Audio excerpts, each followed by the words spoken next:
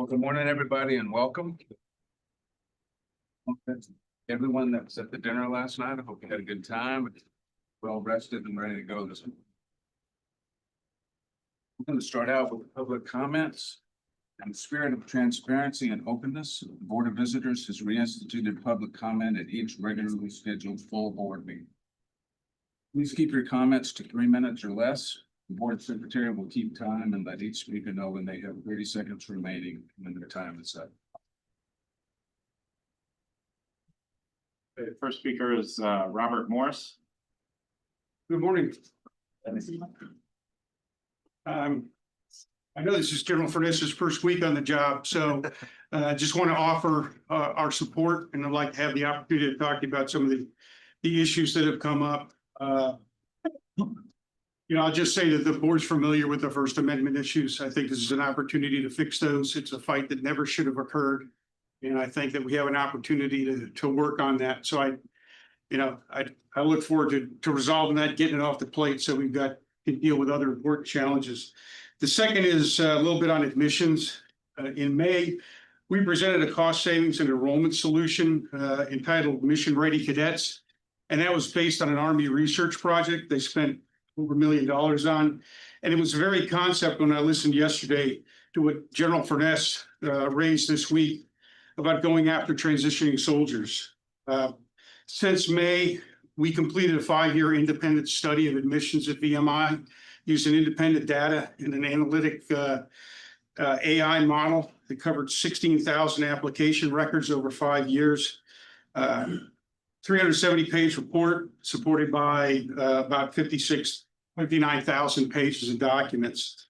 That model had previously predicted the drop off in 2022 for 2026. It also predicted the drop in white males and some of the other stuff, and it identified some important root causes for problems in admissions at VMI that we really would like to work with you folks on.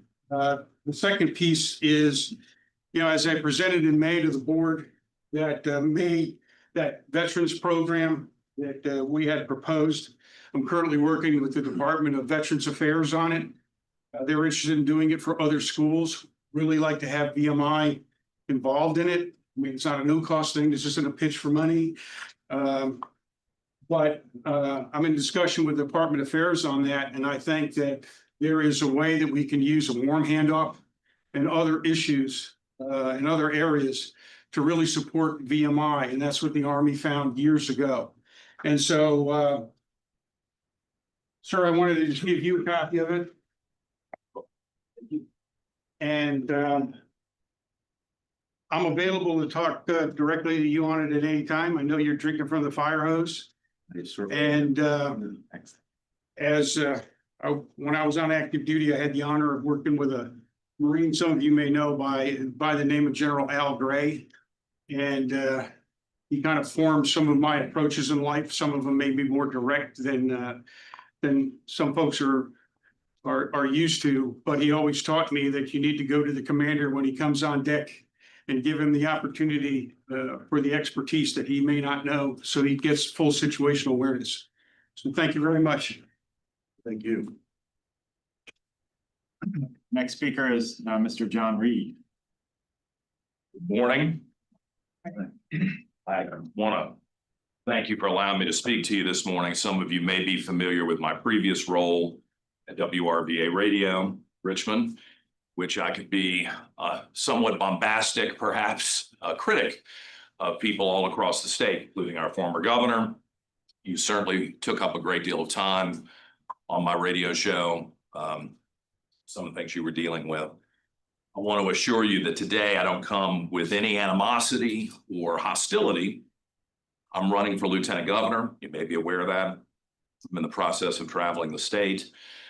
I wanted to stop here after a great visit yesterday, an opportunity to meet many of the cadets, to show you respect as I travel the state, not with the presumption that I'm going to win, because I have no clue what's going to happen on election day, but to tell you that as a citizen, as the grandson of a VMI graduate from 1925, so we're on his 100th anniversary, that you have my support as you try to turn the page on what I think is probably, regardless of your stance, been a difficult few years here.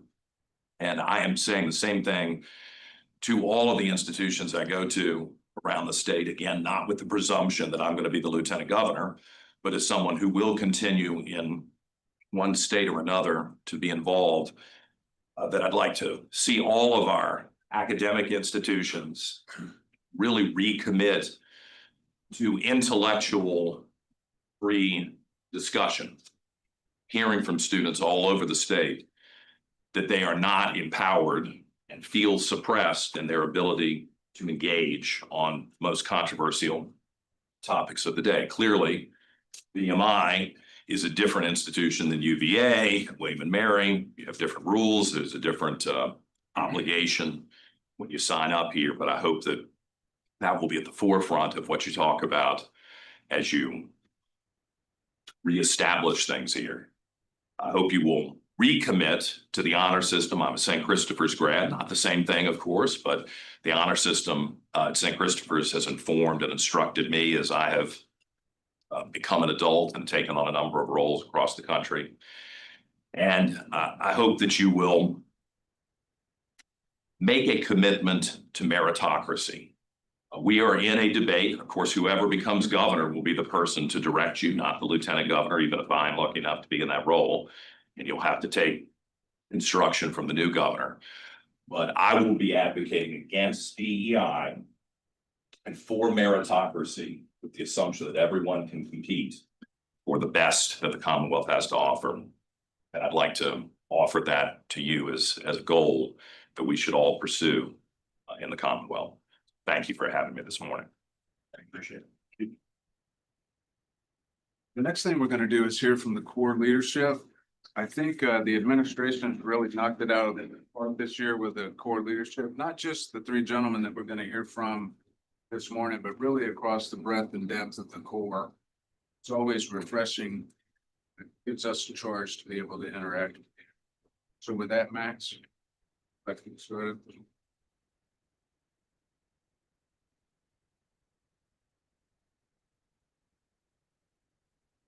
Good morning, John Furness. Good morning, ladies and gentlemen. BOV. My name is Max Masonker. I'm the first class president for the academic year 25-26. Nothing to mention. I have nothing strong to mention other than that for the general committee side and for the core side. There's always trying to instill the conduct, reputation of VMI.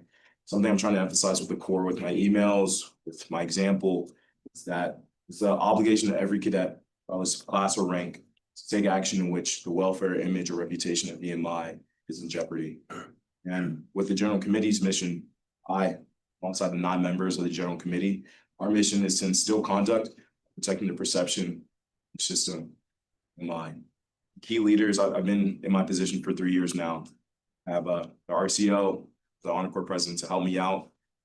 Those key positions, it's really easy to be empowered, to do the right thing, uphold the standard amongst the Corps. It's also equally important with the privates, the old Corps corporals, with the old Corps sergeants to also instill the standard as well. So just empowering the Corps, not just the key leaders, not just the 20-30%, those who have leadership positions in our Corps, but to know that everyone, all the cadets within the Corps have the same authority to make sure everyone's held up to the same standard and protect school that we all love. Not in the real world yet.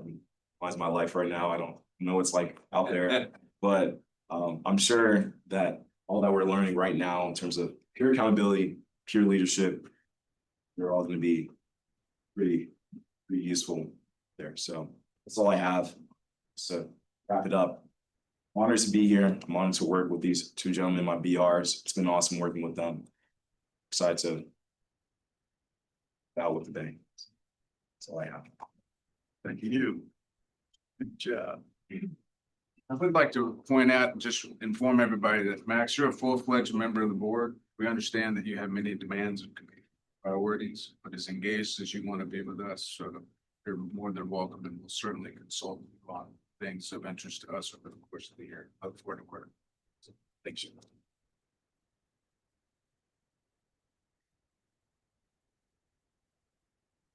Morning, Joe Finesse. ladies and gentlemen of the board. I'm Devin Ozan, the regimental commander for this year, and mostly what I have to bring is kind of a situation report on where the Corps is doing this year.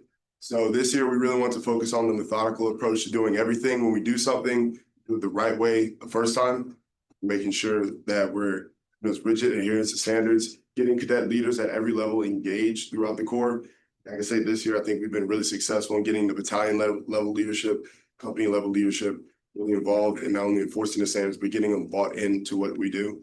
It comes to daily operations that we have, practice parades, ERC, SRC march down, we're just enforcing the standards throughout the Corps. I think this year that we're making pretty good headway, pretty good progress, getting people engaged. Like last night, I had a third class private come to my room talking about new ways to kind of revamp the Corps standards throughout the Corps. And I tell them, I love that. Take his proposals, like go work on them, bring it back, and then we can start taking action on that. So I believe the Corps is really moving in the right direction. I believe that on parade days, it starts to show that we're putting in that work and that we're being intentional with everything we do. That this year, as we go out, 26 will be able to leave some lasting impacts, and hopefully that will outlive our class time in barracks. Thank you.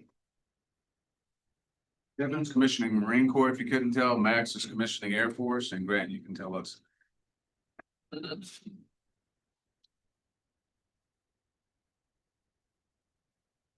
Morning, General Furness, ladies and gentlemen of the board, and yes, my name is Grant Rose. I'm the president of the VMI Honor Court this year. Some things I want to start off with is the team I have working for me this year. Team of vice presidents, prosecutors, and assistant prosecutors, some of the hardest working individuals I know here, and they're working day and night ensuring that they investigate every possible honor violation to the fullest. They're going down every avenue that they possibly can to build a full picture of every honor code violation. Then big shout out to my Vice President for Education, Mr. Doty. He is working extremely hard on getting the Corps educated. Last year, I would say we had a high number of dismissals. We wish to cut back on that. And the number one issue, I think, last year, with the reason we had all those is the Corps education.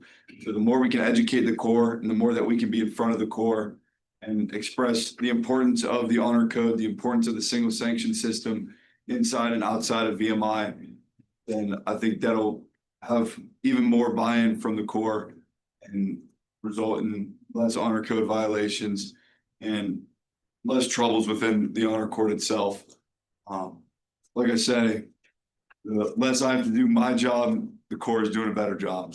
So, we're always continuing to work with education within the Corps. We have some ideas coming up. We're hoping to meet with classes individually. We have a certain system that we're running by. We want to talk to the second classman before ring figure, the first classman before the end of this semester. I think we're meeting with them in October, just so we can kind of give them their last idea of how important the single sanction system is and how important the honor system is, not just here, but how far it could lead them in life after VMI. And the second classmen for ring figure, their head could be pulled in many different directions. We want them to continue to focus on the core value we have here, which is honor at VMI. Then we already educated rats through matriculation week. Then the third classmen just had their first jury training as well. So we're working hard on education. My prosecutors are working hard investigating every case that comes to the honor court. Thank you, guys. Thank you. I think one could argue that after the Corps cadets themselves, there's probably not a more important constituency than parents. And of all the different entities that interact in the VMI environment and family, I think the Parents Council is absolutely one of the most important. I think I'll let Phaedra, I don't want to steal any of her thunder, but I think from reassuring first-year parents to quelling myths on social media and things like that, incredibly important. Phaedra is a Naval Academy graduate who, after her own Navy service and supporting her husband's 21-year Navy, devotes much of her time mentoring young military wives and mothers. Their son, Howard, is class of 26, history major, his 1st Battalion S5 lieutenant. Phaedra is this year's president of the Parents Council. Thank you very much. I was going to start with a little bit about myself, but that's already been covered, but thank you very much. Just to add, I have a younger son, Alexander, who is at Old Dominion University, and I only bring that up because VMI seems to be touching all parts of our lives. My son in his freshman year decided to join a fraternity.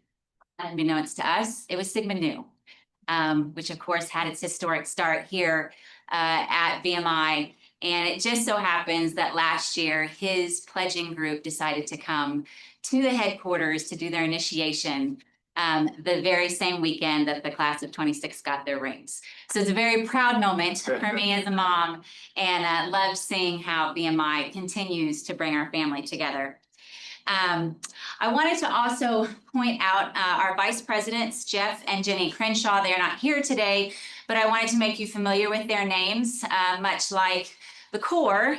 VMI Parents Council leadership continues each year, transfers over every year around graduation. And so Jenny and Jeff will move on up into the president position next year after my son graduates. I often get the question, what does Parents Council do? Our mission is to come alongside the Institute, the core, Alumni Association, and parents to assist them and support wherever a need exists. Because we are parents of current cadets, it does put us in a unique position and vantage point to share experiences with prospective families. We work in areas with recruiting, communicating with parents, mentorship with the new RAP parents. We are participants in events throughout the coast and activities directly with the core.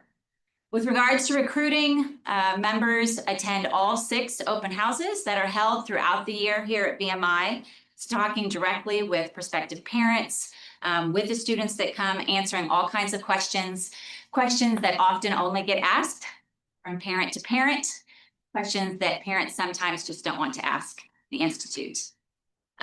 Last spring, members reached out to over 600 of the VMI appointed students, calling to check on their application process, if there was anything that needed to get done. And most recently, we've begun to work with recruiting and admissions to try to see how Parents Council can help in nationwide in any college fairs, just being there to assist in those efforts. Communication, it is said that VMI is no ordinary college, which means it is no ordinary process for the parents as well. And to help try to ease that process, we set up every fall as the new RATs are beginning to learn who they are for the following RAT Mass. We set up an official RAT Mass page on Facebook, which allows the parents to start answering some questions. And it goes from about 8 months before matriculation all the way through breakout. And the administrators for that account are Parents Council members that are representative of all 3 classes, the 3rd, 2nd, and 1st class. And they literally do answer questions on a daily basis for that entire time frame. Just kind of guiding the new parents through this transition into VMI life. Mentorship, we have offered the opportunity to parents of the RAT Mass, if they would like more than the information they're getting on the Facebook page, to have a one-on-one relationship with a Parents Council member. And this year we have 138 parents of the RAT Mass who have reached out to be paired up with a Parents Council member to answer any questions that may come up. 2 of the main events that we participate with is RAT send-offs in the summer. We had the privilege of attending 16 of the 35 RAT send-offs across the country. And some of our members have driven over 100 miles just to participate because they enjoy reaching out and being that point of contact and answering those questions. Our most popular event, of course, is matriculation. We have over half of our membership every single year come back to post and help with matriculation, guiding new families around, answering questions. We also have the ability to sign up and assign a parent for any RAT that may be coming in alone. so that they have somebody to go through the matriculation process with. Finally, we provide direct support to the core through our activities committee that provides the Parents Council tailgate during the home football games. And at each of those tailgates, we serve over 300 rats and cadets, free hamburgers and hot dogs.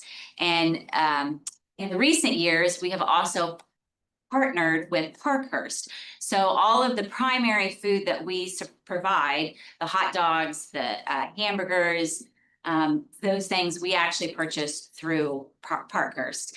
And council members donate the remaining drinks, homemade cookies and whatnot.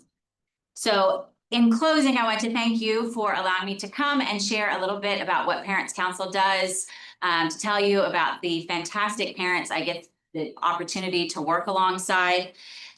We are a small representation of many of the parents that believe deeply in what the Institute has to offer, mainly because we've seen the maturity and growth in our own children. And so we know the kind of impact that VMI has. It is our honor to share that experience with future families and to continue supporting VMI's mission to create strong leaders and citizen soldiers. Great time. Thank you.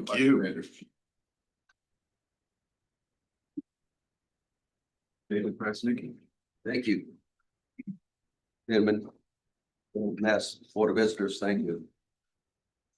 Little presentation here, as soon as it gets up.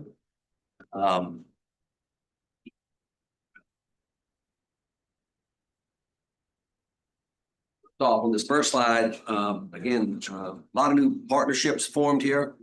We have a new Kina Club board president, a vice president, new foundation president, vice president, and both that group was represented sometime in your board meetings. We have Matthew, who came all the way from California to join you. Again, forging some new partnerships, communications with your business, I think is very important as we move forward. And I want to thank both Jamie and Bob. We did join a board meeting. So again, back and forth communication for this group, I think is going to be very, very, very important. Things going on, and the only reason I put this up is our November 13th date, Day of Giving. I look forward to a lot of participation and folks around this table and around the edges to get our numbers up. A lot of things happening. See more coming. More slides. The VMI Alumni Agencies Board did finish and finalize a strategic plan, a 5-year plan. We're rolling it out, which includes anything from chapter communications to fundraising to marketing. A lot of metrics in there for us to look at and work on.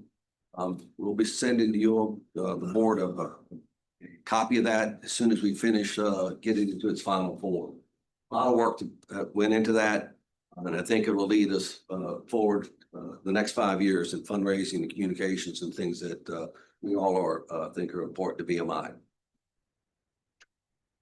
Quickly, here's a couple things a number of things that we've done since July. 35 grad send-offs. We had some off-site board meetings, Kita Club kickoff, basketball dinner, 15 chapter events, big 400 plus people at the Navy pregame. Richmond was a good turnout. We're looking for a great turnout at the Citadel. Again, 1,200 coming back to unions.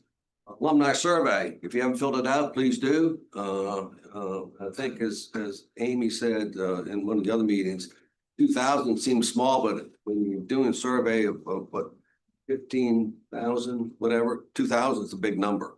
We'd like to get that up to 3,000 or 4,000. You folks, I don't know if you alumni, if you ever used your mobile app? All the time. Okay, well, we were notified about 9 months ago that the firm doing that going to cease in March. Between Amy, we had the Alumni Association, they partnered up. We're going to be rolling out a new alumni online community. It's kind of like a Facebook, and more to come on that. But it will have also some of the mobile app applications. And again, we're doing some new software internally. I think this is about a 1-minute video, and I think this takes and puts together everything that all of us do around this table. I watch this and goes to the folks at this table, the folks that raise money, the staff at VMI, and this is does a great job here. This. So affording school is always hard. Like I said, I live in a single parent household. So my mom makes a lot of sacrifices to get me to the point where I am. So this summer I did research here with my department head, Colonel Smythe. And I was, figuring out all my loan stuff. And my mom obviously recently just had a few home changes and stuff like that. And she just wasn't able to be my co-signer on the loan. And like I said, it's me and it's my mom. So there's really no other option in terms of who else is gonna help me financially. And I had talked to my department head about it, Colonel Smythe. I had talked to the chaplains about it, and everybody got me in touch with the financial aid office. And I was so scared I was gonna go talk to them and they were gonna be like, what are you doing? You're so stupid. Like, geez, you're an adult, like get it together. And that was the exact opposite of the interaction I had. They let me cry. I was very emotional. It was really high stress environment. And they were just like, what we want you to worry about right now is you're about to start cadre week and you're about to start prepping for when rats show up soon. Worry about that, we'll take care of the rest. And that is exactly what happened. And that was probably one of the most miraculous moments of my life. Somebody asked me what I want to do in the future, and I said, I want to be a rich alumni who comes back and gives money to people. Because if those people didn't exist, I wouldn't be here right now. And a lot of my BRs probably wouldn't be here right now, and the Corps would look a whole lot different. Because people from all walks of life get to come to VMI, and it's that support that brings those kinds of people here. Yeah, and that's just a sampling what we're doing now. Again, we send out again 2 of these Corps Connects every month just to give you everybody in touch with what's going on here at VMI. So Great. I That's we have. boarding school. There we go. Another campaign we're doing again. Amy and her team, we kind of look at different things and how we can get out and tell the good story about VMI. And for you folks in Richmond, you probably saw some things on bulletin boards. If you flew, you may have saw some things in airports. But they came up with a new one. This is going to be a 1-month campaign on the I-66 corridor, and it's on the trains. It's again just some little snapshots and some little QR codes, and hopefully just getting up some interest in BMI. We'll test it, see how it goes. If it works, we'll do it again. If not, we'll move on to something else. But it's Amy and her team has done a great job finding us other things to do besides bulletin boards and airports. Quick snapshot of where we ended up last year. We had almost $26 million. Look across, it is about average. When you look at these big numbers, when you get these kind of one-time gifts, it really helps your numbers. See, we averaged about $20-some million a year. $25 million for us last year is a pretty good year. That's in the trajectory up. When your biggest gift is 1.9 million. Then again, we really work on our retention rates. Our retention rates are very, very important to us. Keep those above 60%. Then you'll make your bogeys up top. This is another one of these good news stories for this board and for the VMI community. Went back and looked. So we do a 12-quarter average. I looked at September 3 years ago. September 3 years ago, this number right here was 692 million. So you can see that it's almost a $200 million increase in 3 years, which is going to benefit not only all the scholarships, all the funds that we have. Now, cross our fingers and hope that I looked at this number yesterday and it was 868 million. So if we hold that through September, it will be almost a $200 million increase last 3 years. And we're very proud of these numbers. Again, you can look at our totals Then you can look at our index. Then you can look at the furthest row, they're 8.74%. Again, a bogey that we keep in front of us is inflation, spend 5, and we want to stay north of that. So if you increase fees by 3%, we take out 5, that's 8. So again, there's growth in the portfolio. That's a good thing. What we're working on now, Jim Furness on board. We're working on the first 100-day plan. We've already have a number of chapter meetings. We just confirmed another donor meeting in Houston. And then we have a lot of one-on-one meetings. Andrew's helping us with that, and Ed in the back. So we're gonna get him out, get him in front of people, tell the story, and get him to listen a little bit, see what's going on out there. So we're gonna try hard. With that, I see on your thing here, the Patton statue. I gotta tell you about that. I'm sitting in my office, I get a phone call from a Kita Club board member.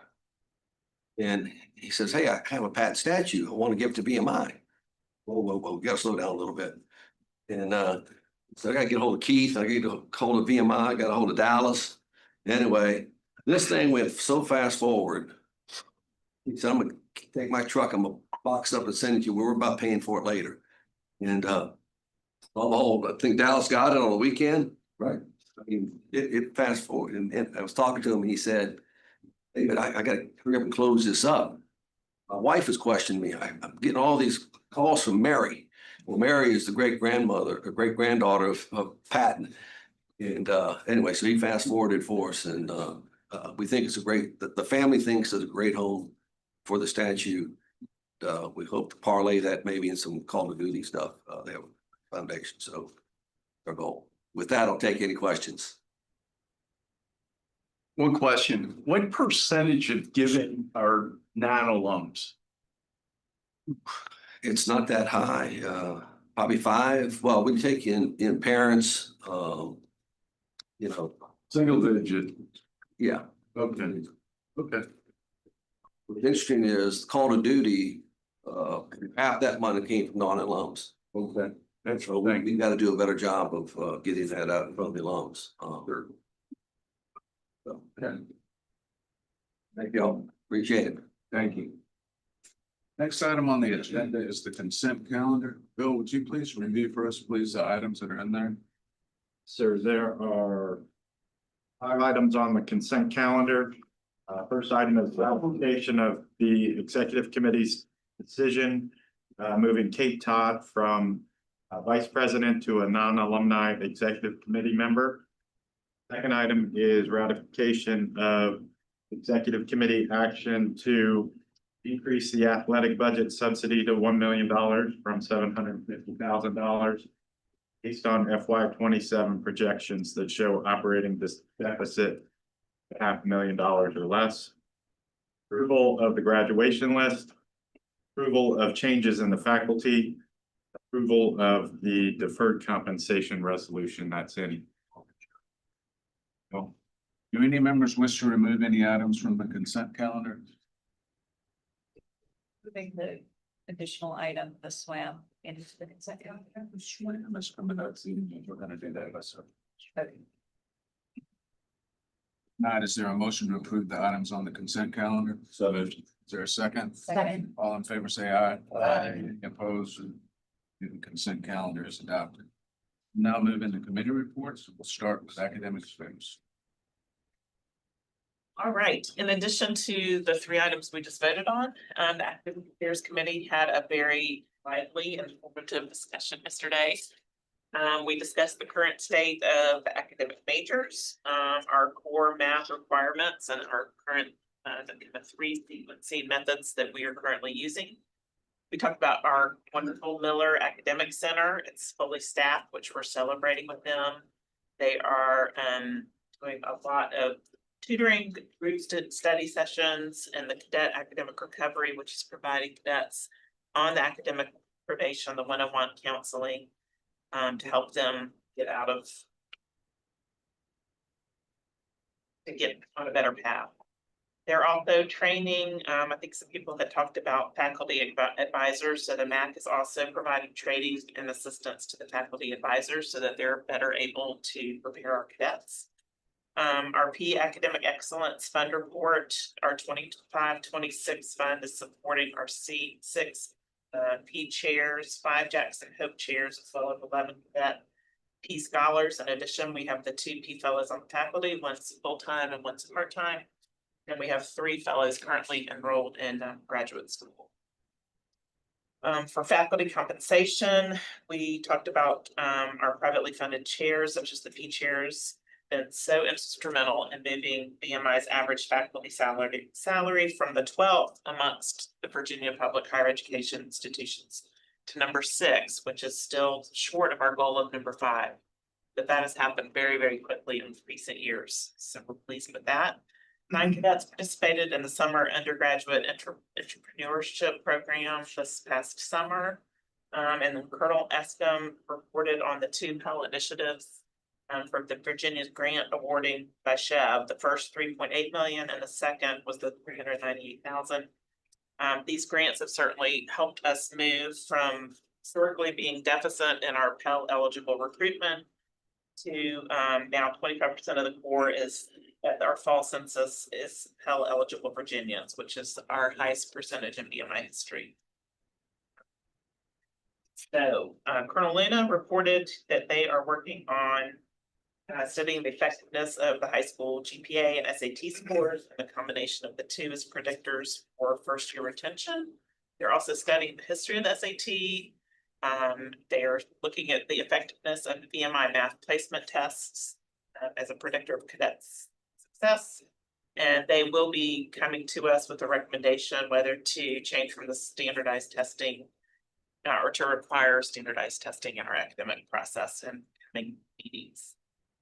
Colonel Gibson reported on our 3 amazing museums. We all have the sheet. You should definitely read through it. Our museums continue to be great ambassadors. Last year, approximately 60,000 visitors came through this museum. So that is great, sharing our VMI story. That's all I have, unless anyone on the committee wants to add or if anyone has questions for us. Good, Bob. Anyone have any questions for that, Sarah? Thank you very much. Athletics Committee, we began with a discussion from Jamal about the budget. We reviewed last year's deficit, which came in 240,000 higher than budgeted. We talked about their approach this year to reducing the deficit, the one-third approach with about 100,000 private support coming from Cadet Club for operations, another 100,000 from the Alumni Association board, and then the remainder being mostly vacancy savings, 3 full-time and 2 part-time positions. Notably, the full-time vacancies that will stay vacant for the year are assistant coaches in lacrosse and track. We looked ahead a bit at the 2027 budget. We encouraged Jamal and his team to widen the net from simply vacancy savings to looking at the big ticket items throughout the athletics budget. We talked a lot about the House settlement. Jamal gave the full board a good review of that yesterday, so I'm not going to get back into that. I'll remind everybody that there's good materials in the good slides in the posted materials can be found online. I will add a little editorial comment though. Be careful about the numbers that you hear that are thrown around. For example,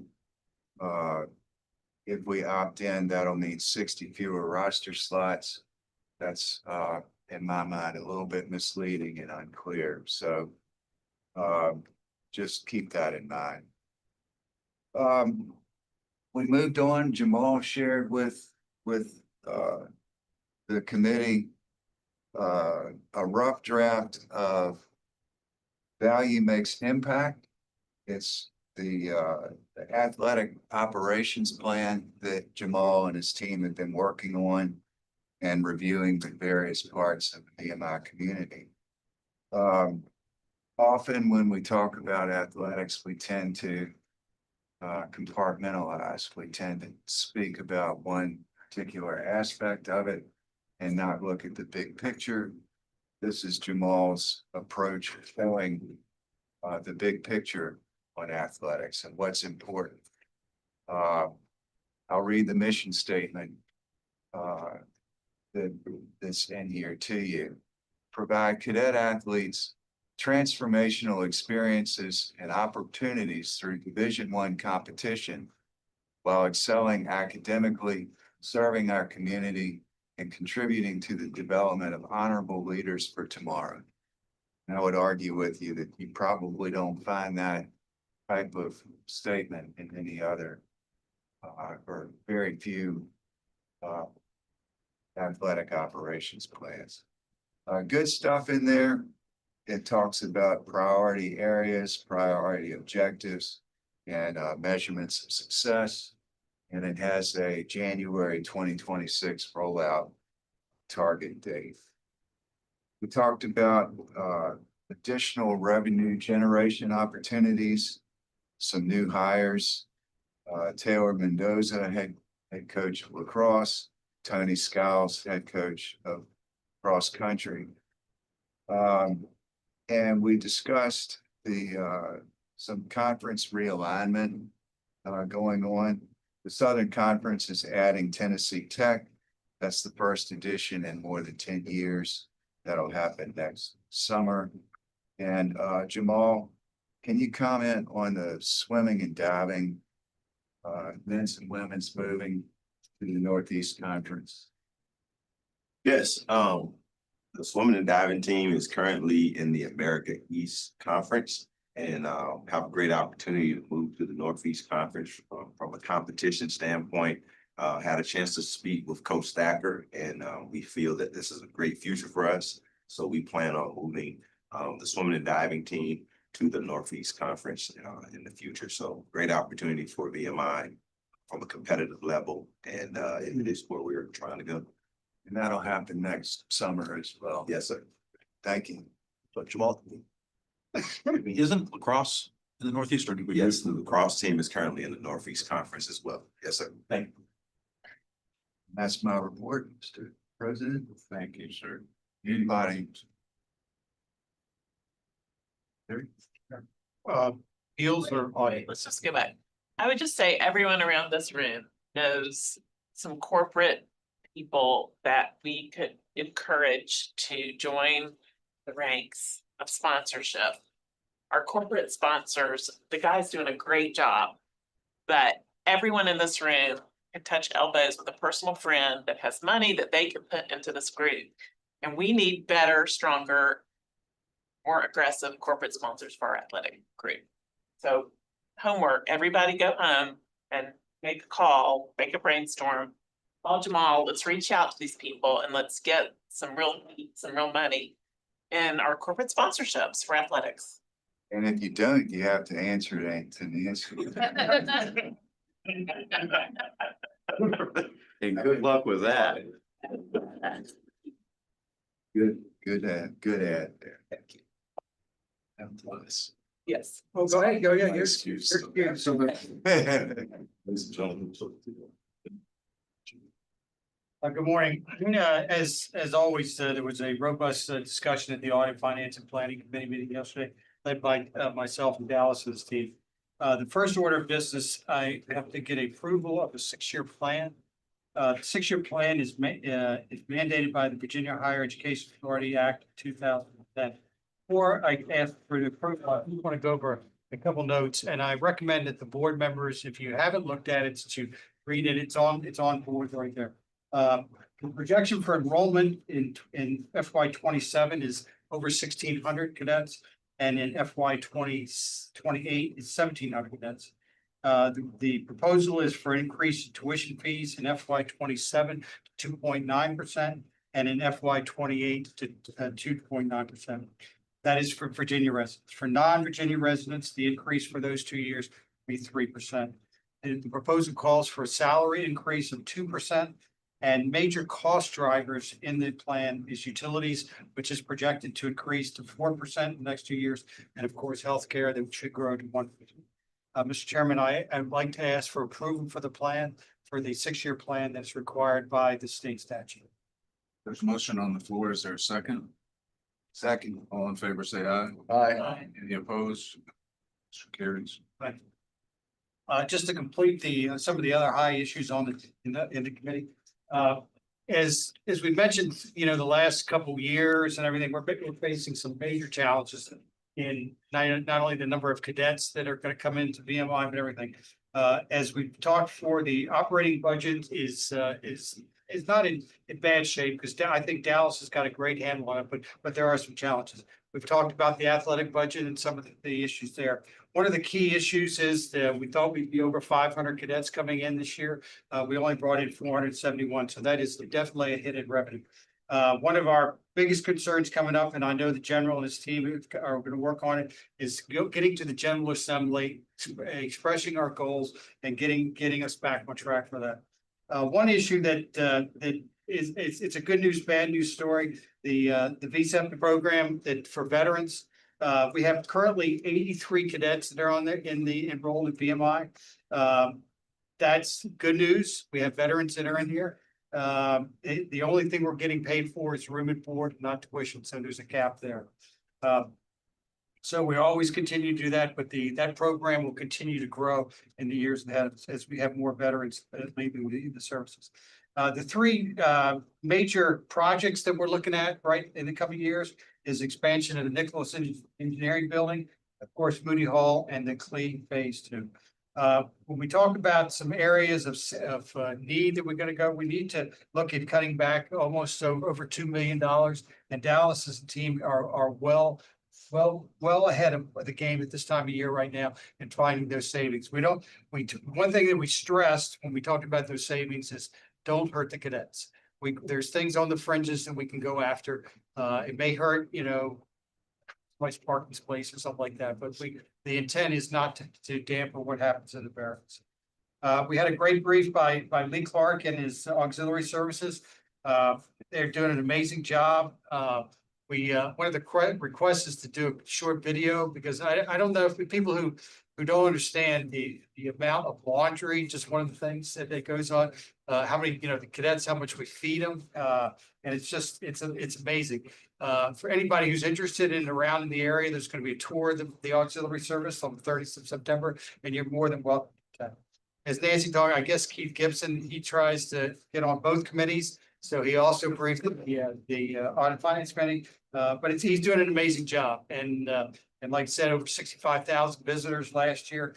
And as we have 3 sites, we have the battlefield at Newmarket, Jackson Home, and of course the VMI Museum. And we, if you have anybody that would like to support those institutions, please pass it on. We also had a facilities management brief, and we also took a tour. They're doing some great improvements, and not only in barracks, but also in the mess hall, Crozet Hall, and on the athletic facilities and that. So the team was very busy this summer and did some great improvements on the fringes. And one of Nancy's pet projects is they have a new barbershop, which it looks pretty neat, and it's going to open soon. But I think it's going to be a great improvement for both the male and female cadets. On the audit side, there were 2 areas in the internal audit that deficiencies. One was to ensure documentation of bank reconciliations, and that was solved. The other issue on the audit was the improved controls on terminated employees. VMI hires employees, say for like football games, and then hires them back for basketball games. So there's just a little procedures right there. And lastly, the next NCAA audit is this fall. Mr. Chairman, that concludes my brief. Okay, thank you very much. Do we have a motion for the SWAM plan? Do we?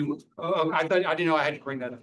Okay, well, sure. Are you prepared to do it? I'm prepared to do it. I thought that we covered that. I didn't know that had to be. Okay. Please do, and thank you. Okay, sure. So the SWAM is the small women-owned minority-owned plan. The plan is to be submitted to the state later this month. Chairman, I request a approval of the plan put forward. Okay, there's a motion on the floor. Is there a second? Second. All in favor, say aye. Aye. Any opposed? The motion carries. Thank you very much, Tim. Those are my three. Thank you. We make one little clarifying since it's on the public record. A question brought up in the committee meeting about those tuition increases, the 2.9 and the 3%. Those are not something we are obligating ourselves to do. That is a 6-year plan saying would not exceed those amounts. I think that that's important for the public not to leave the room thinking, oh my goodness, we're gonna have this automatic tuition increase. It's a plan that's required by the state and It's a required plan and that is we're saying we're not going to exceed those amounts. I think that's Still, an important clarity. yeah, we still have the obligation in May to set tuition fees for the following year. Correct. I think we should put that out there. Foreign Military Affairs, Jim. Thank you, Mr. Chairman. Mission of Corps and Military Affairs Committee is responsible for oversight of all cadet activities, military affairs, barracks operations, the rat line, regimental system, class system, ROTC program, the commissioning of cadets, intramural sports, and club sports. It's a lot, and we had a pretty lengthy meeting yesterday, very involved. Our committee is comprised of Jim Justra, Megan Mobbs, Bill Janis, who was not present, Major General Ring, and Ernie Edgar. Ernie and I had a meeting earlier this summer with the Commandant, Colonel Havard, for a warm handoff. And topics we talked about that we felt were important going forward, where there was opportunity for improvement, were demerits, status of cadets between TAPS and Reveille, cadet privates leadership, the self-governance of the Corps, relationships with uptown community, PT, conditioning, height, weight, appearance, military bearing, appearance of color guard, and commissions. And so that meeting was earlier this summer. It was very apparent in yesterday's meeting that much work has been done in those priorities, had been well established by the Commandant with the Corps. So that was really good to see, really good to feel.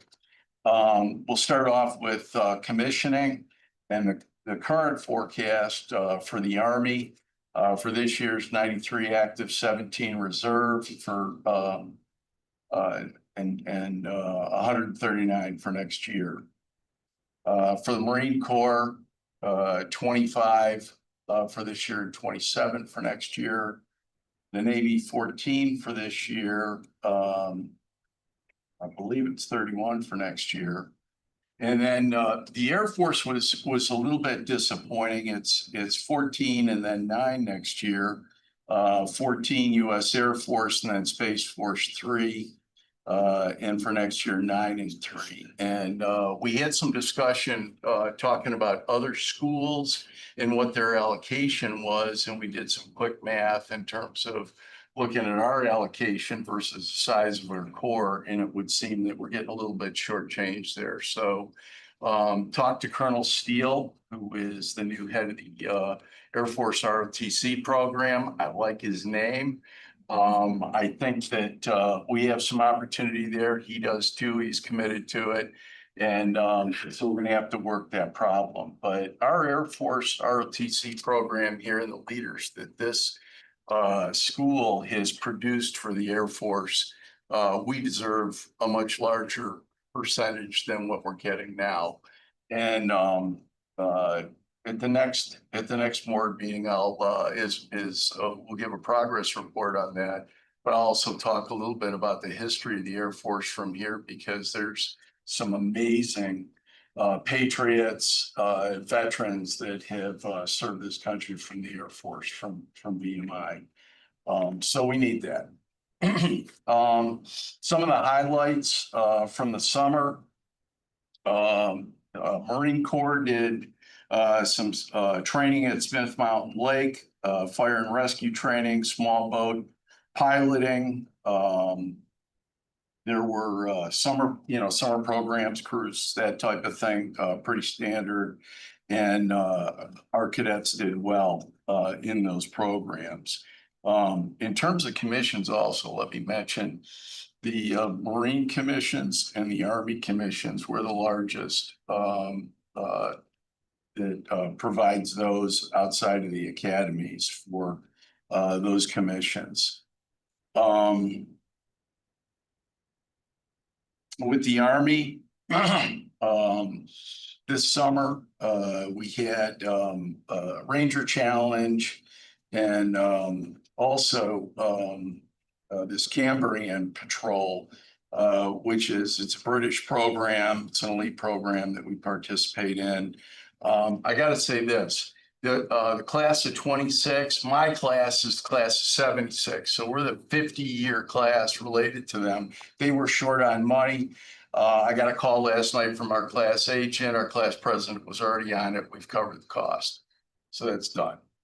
And 76 has great expectations of the class of 26, and we will be watching closely. But I can tell you so far, and as I get into the regimental program, they're already off and running and are already very proud of where they're heading. Let's see what else here. There's a lot to cover from this meeting. I'm going to move into the core. Matriculation week went very well. The preparation in terms of the cadre was well organized and executed very professionally. We had 471 rats matriculate. The regimental commander, the class president, XO, Honor Corps president, they all presented on how things were handled with the rats. They had the house mountain summit climb, and also they brought back the obstacle course, which were all executed successfully. They had key bonding events, the company athletics, an athletics program, company level drill competition, and that went well. So far, we've had a 94.1% retention rate in terms of rats that have left early at this point. In terms of the staffs, we went through the S1, S4, S5, S8, and S9 staff performance, and we were briefed by those cadet leaders. We are off to a very good start this year. They all presented professionally and take their responsibilities very seriously. I think we're off to one of the best years we've had. Let's see. In terms of health and welfare of the Corps, infirmary presented, and we had 396 rat visits to the infirmary. Now you've got 470 rats, so it would seem that just about everybody was going, but that isn't really what it is. There's a lot of rats that went multiple times. And if anything, they're overkilling to make sure that everybody's healthy, everybody's doing well.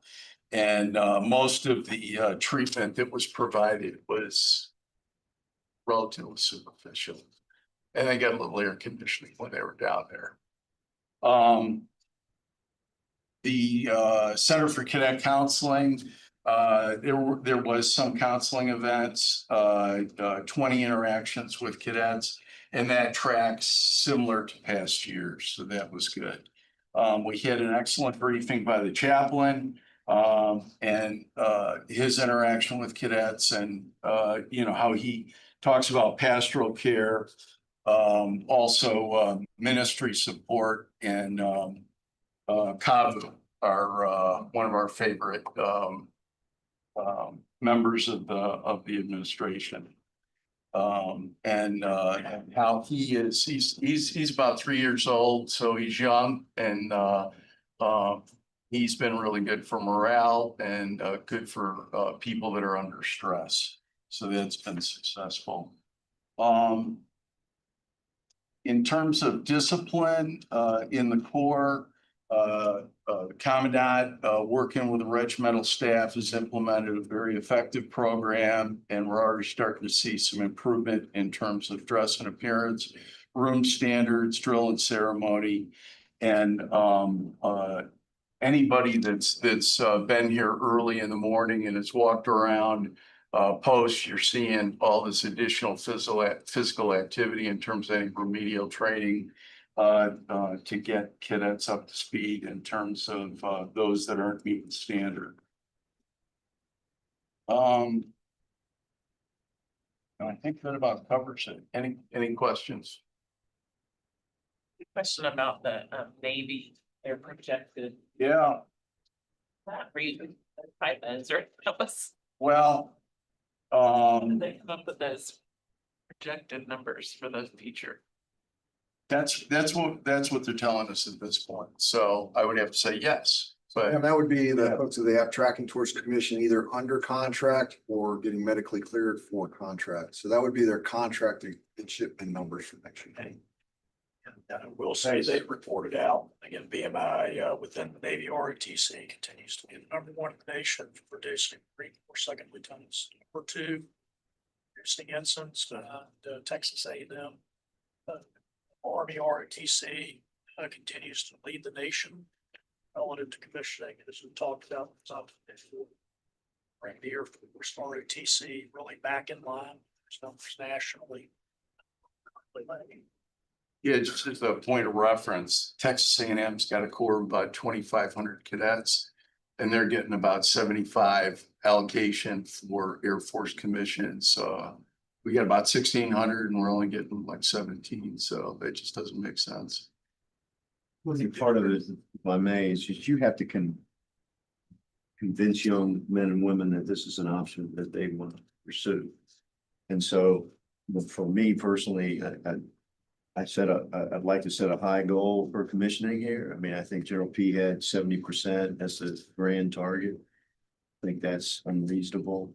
I think we'd like to pursue that. I think if you show them the benefit of service and encourage them to take an opportunity to serve, I think those numbers across the board go up, which I think benefits the school in reputation, and also, giving us some leverage in certain aspects within the Department of War, so that we can maybe compete for some funds that aren't really available right now. So we'll see what that progresses, how that progresses. But I just think there's far more to be very pleased about, especially in your lane, Jim. We got a great commandant. He's got a great program. I mean, we're in the nascent, part of it. I mean, you're not going to see, the results immediately on a lot of this. It'll be over the course of this year and early next.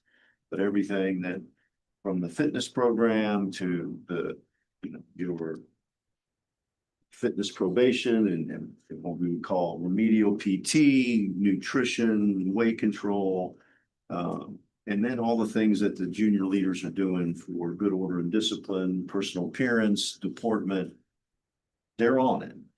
And, now is it perfect? Is it where I want it to be? No. I've told them, I'm probably never going to be satisfied. That's my job. But they are doing a very good job. So I think, by and large, kind of exceeded my expectations coming in. I hear a lot of stuff out there in alumni land, and I've been pleasantly surprised by the 9 days of here. But we got a great team. They're all focused on the right things. They're executing with energy and enthusiasm, and that's really all you can ask. Thank you, General. Thank you very much. Operations and Personnel Affairs, please, Katie. Yeah, we had the first meeting of this newly constituted Operations and Personnel Affairs on Monday. It pulls in much like the prior committee, a lot of different areas, but one of the purposes of the committee was to provide a greater focus, a vehicle to do that, part of the committee, to look at post safety and security, which is an area we kind of weren't always getting to with the amount of time that we needed. I think that given all of the areas that come into this committee, that's going to continue to be a struggle, but we will work very hard to make sure that that is a priority area for review. We did some carryover work from a prior iteration of the committee where we were just really trying to get our arms around the types of reporting and auditing that were related to each of the areas that come under the committee so that we can be aware of what's being reported out. We had a very robust briefing by Valerie Stores, head of HR, about just what the workforce numbers are. And I recommend everybody look at the information that was provided in the board book because it does a really good job. At least I had not seen it quite presented in that way before, really showing what our numbers are by classification of employee. There's been some efforts underway to better track what we actually are advertising in terms of posted jobs. And so we've taken a lot offline that were ones that didn't need to be active anymore. And better reporting about what our employee numbers are fits in with what Terry mentioned in terms of correcting that audit problem that we had, of making sure we're properly tracking when students go offline for security purposes and access, control types of issues. We discussed some of the continuing challenges in hiring, related to visas, related to real estate prices in the area. But the good news is that a lot of work has been done to bring salaries to a place that are competitive, and there's a lot of good work being done to try to make sure that that's being kept competitive on an ongoing basis. We also, and I don't want to give short shrift to the report by Colonel Aspen about our IG and Title IX trends, except that we're really going to get a deeper dive as a full board on details, which really I think are going to explain. There's been an uptick in some fraud waste and abuse reporting, and we're going to get more details on that in closed session. So again, extremely important, but I don't think that it really bears going for at this time.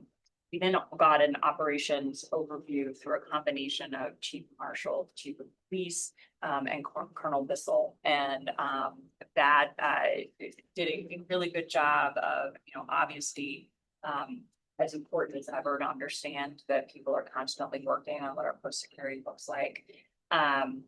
There are some potential challenges upcoming in terms of there is not currently a police chief in Lexington. It's a very young force. There is a highly contested sheriff's race. Obviously, VMI has MOU, the police force here has MOUs with those entities.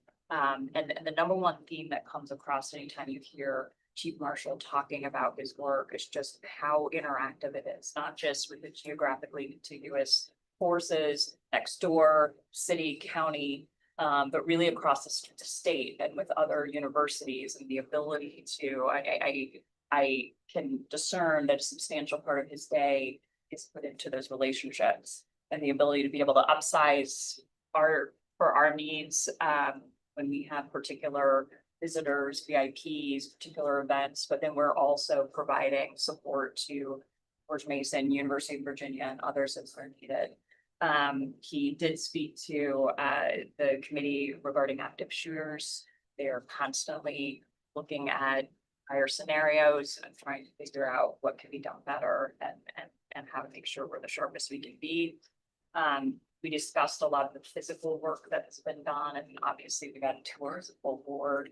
But both the barrier system and there's some mapping and included in our own work materials. But also the work that's being done at the barracks. Obviously, there are plans in place for protection of the barracks, but also with an eye to looking at that time frame where we can get to an ability to use technology to fully lock down the barracks, which we're on about a 2-year time frame for doing that. I feel like CAVU gets all the attention on post, but apparently we also have 2 explosive detection dogs. Which is a big deal for police force of our size, and we look to utilize those dogs at football games, other events, and can offer those dogs, I think, to serve as parts of teams when we need to work with other groups So I didn't ask their names and I should have, but they should get a little glory in the future. And I think those are the sort of key areas, unless anybody else on the committee. I might just on safety and security of our cadets, obviously that's priority number one. Parent that provides their young man or woman here, they deserve a safe, secure environment. I think a lot of the infrastructure improvements that we've done both around post and in the barracks designed to make us agile on the worst day that we are likely to have in the future. What I have talked to Gary about, Bissell, the three, is we will develop, battle plans, essentially immediate reaction drills that will be for active shooters and things. There'll be a battle book in the guard room so that we all act, and this will be developed collaboratively with the police and the external military or police agencies as well, so that that day ever comes. You hope it doesn't. We're going to be agile, and we will know everybody will know what to do. So there will probably be, once the plan is built, there'll be some practices, like fire drills, follow your teacher out and stand in line. These are things that we're going to have to do because I do not ever want us to lose somebody for lack of preparedness where we didn't know what to do. But all the things, like when you hear again in Alumniville, they're putting locks on the doors because no, we're putting locks on the doors to lock down the barracks in case of this horrific day ever comes. It's not because we don't trust cadets. It's not because you have to lock your things up because the honor corps is somehow not done its job. It's you have to be prepared for something that is very difficult to prepare for. If we're doing very prudent measures, we will continue to refine these processes over time to integrate the Corps Guard, the post police, the external police, and the cadets, so everybody understands what to do in case that occurs. And then we'll come up with alarms and things of that nature, and we're going to get everybody on the same sheet of music instantaneously to limit damage any active shooter or any type of terror event would actually be able to achieve here on those. This committee stands ready to support you and help you in any way possible, but I do think as you work on those plans, it's probably also worthy, not too distant future, back to a full board discussion presentation. No, we would never, it would be, here's what we believe our plan is for concurrence. I think that's probably the wisest thing to do. And then once it's approved, then we start practicing it and everyone understands what the procedures are. As someone who's eaten up a few vehicle-borne IEDs in their lifetime, and you not want that to occur on post. Same token, to wait to our next board meeting to we'll rock and roll. Do it. Yeah, I wasn't, Don't want to slow anything a anything. barrier. I was suggesting that it's, Yeah, they're full. Yeah, but I mean, obviously the it's full board cares about this. Yeah. That was my only point. No, yes. Yes. Thank you, Mr. President. So the Advancement Committee is a newly formed committee. It is an amalgam of some of the functions of Dom and Gov, some of the functions of External Affairs, and then some new functions as well. First order of business was to review the mandate that's been drafted for the bylaws. That's something that the full board will take up later. So my only point of raising that is that we reviewed them, had nothing else to add. So that would, when we look at the bylaw revisions. We also, in terms of an active agenda, that we heard from the Regimental S5, and as was indicated in Cadet Military Affairs, the first month's activity has really been about matriculation and training of the rats and the reintroduction of the old Corps. So S5 spent those weeks in Cadre and Cadre Week, and then immediately thereafter with the public affairs phase of that operation. In addition, as is always the case, S5 hosts and leads tours for VIPs and other interested visitors. Among those tours, there were a couple of brigade level commanders from Army ROTC, Army Cadet Command, non-graduates. And I would say they were impressed with what they saw. But it was interesting to me that the Regimental S5 said they both mentioned that our tuition seemed really high. data point for consideration. But I think that speaks to, number one, the value that we offer, in this case, the Army, and the cost associated with it. And that's obviously something that I know this board has been concerned about for a couple of years. And apropos of what we just talked about coming out of AFP, continue to be concerned about. Still with the S5, the next probably major phase of their operations is coordinating the furlough-based recruiting trips. And there's some interchange with the superintendent on that. It's something that we've talked about as a board and as an institute community for the last several years about getting our cadets, when they go back home for Thanksgiving, winter furloughs, to go back to their high schools, the neighboring high schools. And as we've always said, they're our best ambassadors and they're our best recruiters. And so this is something that is getting some more emphasis. And there'll be some more detail associated with that as the year progresses. But looking forward to some great returns on that. And as the superintendent said, we'll know the real fruits of that in a couple of years. We received our brief already from David Presnicki on the alumni agencies. And so I don't want to be redundant about that. A lot of what we heard from Dave was discussed in the committee.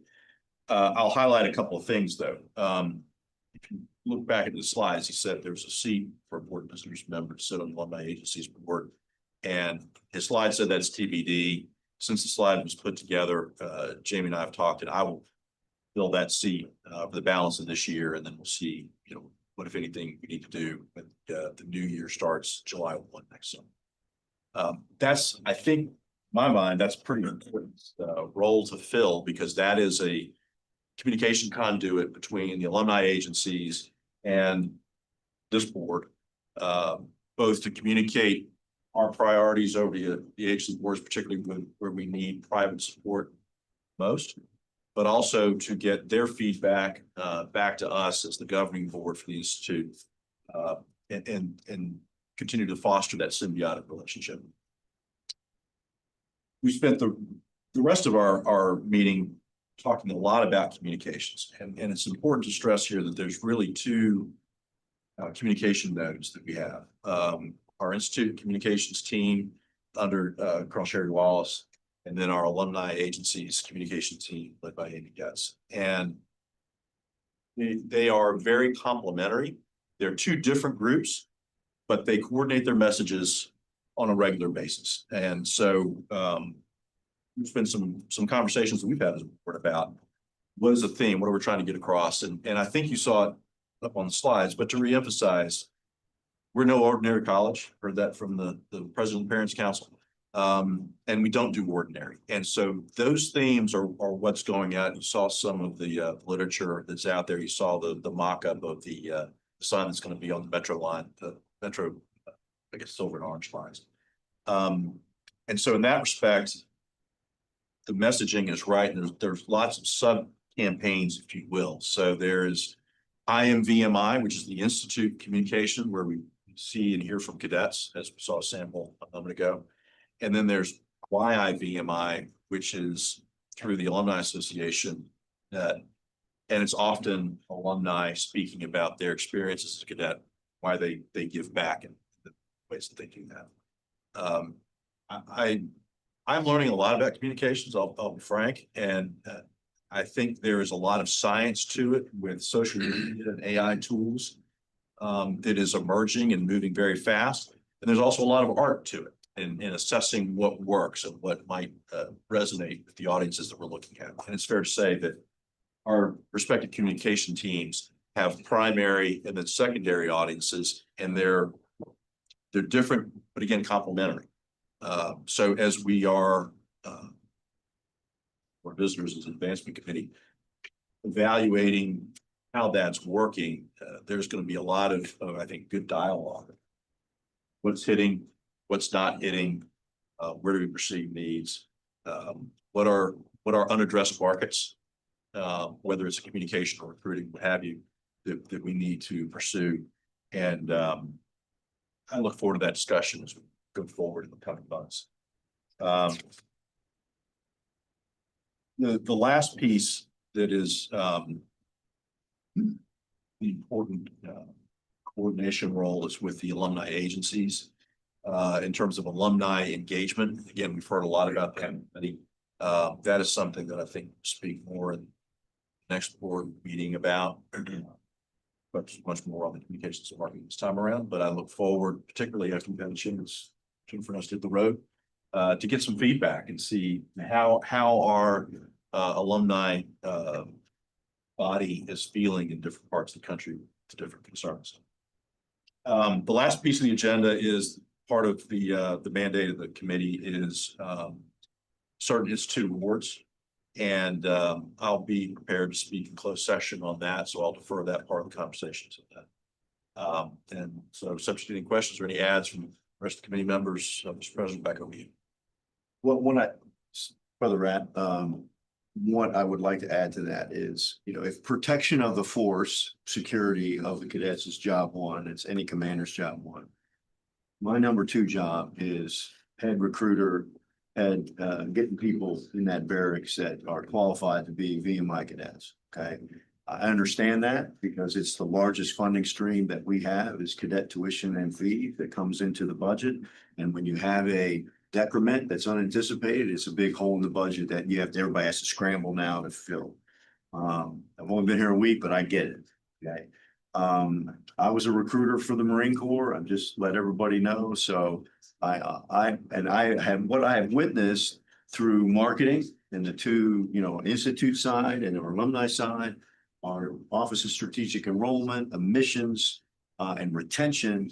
We're doing a lot of great things. And what I'm hoping to bring to this fight is more synergy, coordination, synchronization of it. And we'll have to have maybe a battle rhythm event that we get all the stakeholders around the table so we understand what people need to do and when they need to do it. But I can assure you that there's a lot of great things being done here in order to do that. Now, do we need to open the aperture of who we go after and fill more names in the funnel by maybe reaching out to whether we can do the VA or individual services, who's getting out, when are they getting out, and reaching out to them? That's part and parcel to it. Developing or refining, it may be a better word, our brand image and really hitting that hard so people understand who we are and what we stand for and why they want to join us. And then what Shannon's doing is exceptional, and we just need to keep following those lines of effort, and Colonel Haiti with admissions so that we can find and encourage and then get people to commit here and leveraging the alumni and our cadets and our athletes to go out on the road to be proof sources with alumni. We have 71 chapters. We're going to reach out and kind of coordinate that entire enterprise to support identifying people who have propensity and maybe interest in something that's not ordinary, and then going after them with gusto for all we know. What I want to have, I told Shannon this, my most fervent goal is she bangs on my door on 2300 the day before matriculation and tells me we got 600 people going to show up tomorrow and become cadets. And I'll have to open up the upstairs of the superintendent's house, put a little bunk bed up there and house some of those young heart charters. I want to fill, if we have capacity for 17 and change, whatever that number is, that's what I want there. And when I get 530 new cadets on deck, with the help of the cadre, I want to have a tough, deliberate, intentional rat line, but I want to keep every one of them. Goal. No, I won't do that. But the bottom line is we all need to be focused on, yeah, it's hard and we're not going to let you quit on yourself. And we're going to try to get you to the end of that so that you become a full-fledged member of the Corps of Cadets. And then we work hard with the faculty and the commandant staff to continue to keep you throughout your cadetship, because that will allow us to have the resources to do some of the great things that we all have on our dockets every day. There's great things in the faculty and great programs. But as they say in the funny sided building up there in Northern Virginia, it's not a little bit about the money, it's all about the money. And the biggest funding stream is filling barracks, and I'm committed to try to do that. Thank you very much. Terry, yours, please. Sure, thanks. We had a very good meeting. If anybody ever wonders why they put their shoes and socks on in the morning, talking to these young men and women on the honor. They are an impressive group of individuals, and I can tell you that they are dedicated to the VMI honor court and the honor court system, and they are holding the letter of the law. It's extremely, every time I go to a committee meeting, it's extremely impressive of what they do and the hours they put into and their dedication to VMI and the honor system. They had from day one, they had an extensive training plan, and they're going to continue to conduct that training throughout the year. And it's pretty robust. So that the cadets, they don't understand it. There's people to go to ask the questions and get a better understanding of the honor court system. There's a new team, a leadership team from the superintendent's Colonel Brooks has retired from the committee after 18 years on it. So we owe him a debt of gratitude and thanks for taking the dedication to do that for such a long time. Colonel Tevis is now, it's going to be the superintendent's rep, and he's well on board. The honor court itself has, they've been a little bit busy this year already. There was one case not too long ago, and they continue to have a few more cases. In my first 2 years on board, we had the first appeals committee case, and for privacy reasons, I won't go into depth. But myself, Bill Janis, and Jim Joster looked at the case extensively, and the file's about this big. And I can tell you from A to Z that it was well done, it was well researched, and everything like that. The individual, it was an AI case. It was not only one incident, but it was on several occasions that the individual got involved with AI, and they did all the checks from top to bottom. And I was fully supportive of what the honor court decided, and the appeals was denied. So I have full confidence in what they did and the way they reviewed it and everything like that. But like I said, your honor court is doing a tremendous job, and I think every individual that sits on this board should be proud of what they do. And for all our VMI graduates throughout the United States, wherever they're proud of what they continue to do. So that's my report, sir. Thank you, sir. Any questions for Terry? I'm gonna go, Teddy. Thank you. We're the nomination and governance committee met to review the bylaws and suggest to the executive committee some revisions in them. The bylaws have been revised 5 times in the last 4 years. They're a living document, and they need to adjust as our practices change, and to make sure that we stay in compliance with state code. The revisions proposed can be categorized in certain ways. There's a number that are revisions to be in compliance with state code. An example there is that the superintendent may call a special meeting of the BOB. There's revisions based on clarification of the code and or our practices. Examples there, the adjutant general is ex officio non-voting member of the board. That's a simple clarification because that's been in the code and that's been our practice. The president of the board is an ex officio voting member of all committees. And that's a clarification. A lot of the revisions relate to the realignment of our committee structure and responsibilities, which happen from time to time. Some of the notable changes include the advancement committee replacing the external affairs committee, taking on some of its responsibilities and having increased alignment with the VMI alumni agencies. The Operations and Personnel Affairs Committee replacing Cadet and Personnel Affairs, taking on some of its responsibilities, plus taking on the vitally important post safety and security from what was an overloaded and imbalanced audit, finance, and planning committee that had too much on his plate. Assuming approval by the board, responsibility for bylaw review will shift to the executive committee, and what has been a very lightly loaded nomination and governance committee will dissolve. So that's our report. We put forward the revisions to the executive committee who discussed it. Very much. Any questions for Teddy or anyone else? Hey, were some of those changes directed by state requirements or I know the imbalance of some of the committees, I understand that. Is that how the mix that all settled out? There were some changes to comply with code, yes.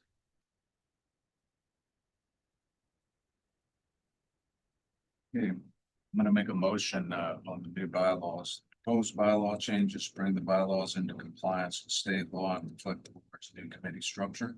In accordance with the current bylaws, the nominations of the governance committee is reviewing the changes and recommend additional change. Inclusive excellence is be in the purview of the operations and personnel committee. An updated copy of reflecting this change is available. Is there a motion to approve the bylaw changes? Second, all in favor, say aye. Aye. Opposed? I did not speak to you about this, but do you want to talk at any length about the superintendent search committee? There's something I do want to bring up in closed session, but what I would say in an open session is, first of all, mission accomplished. I think you did a really good job.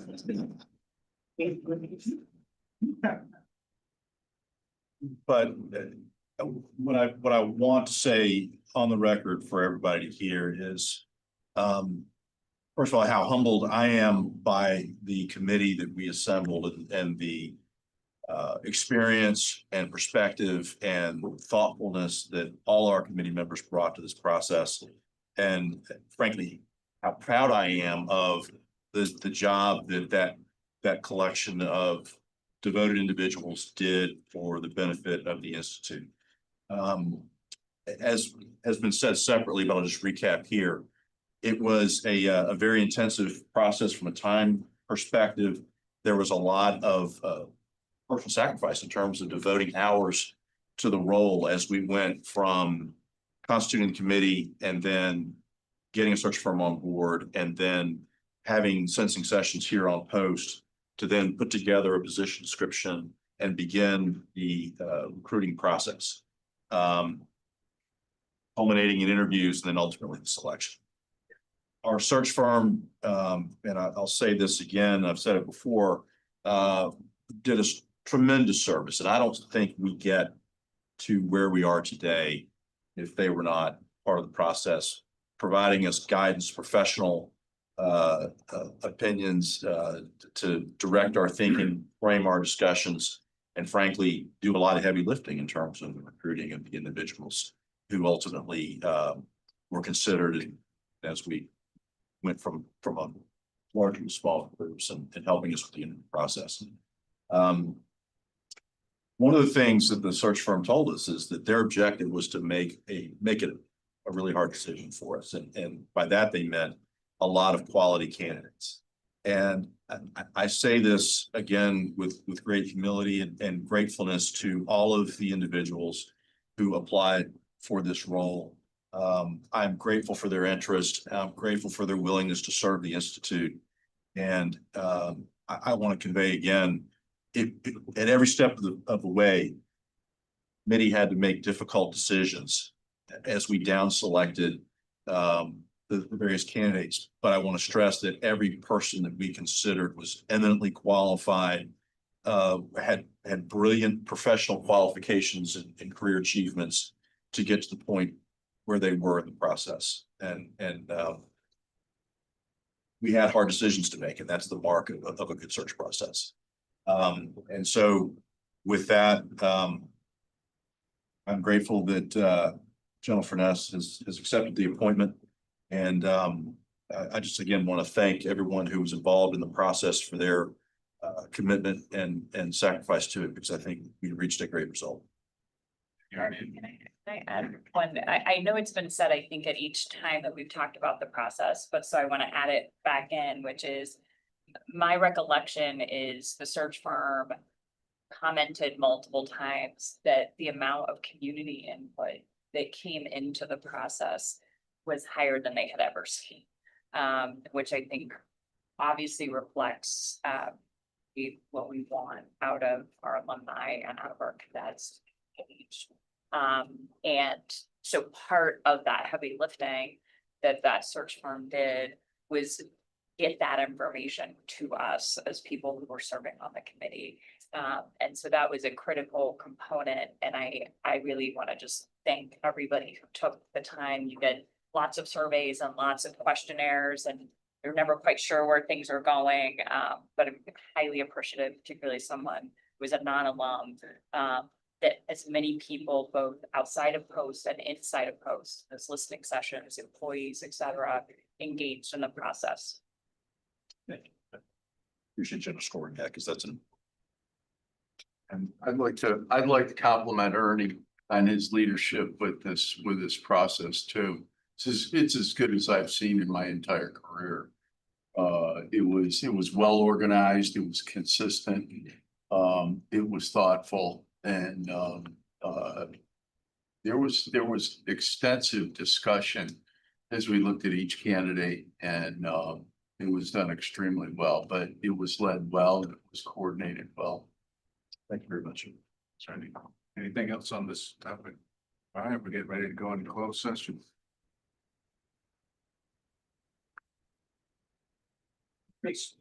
Five. Right after we get into. Second. At this time, which is 9:36, I entertain a motion that the board go into a closed meeting to discuss disciplinary and other matters that would involve disclosure of information contained in the specific cadets pursuant to VA Code Section 2.2-3711A2 relating to discipline, sexual assault, and honor court cases.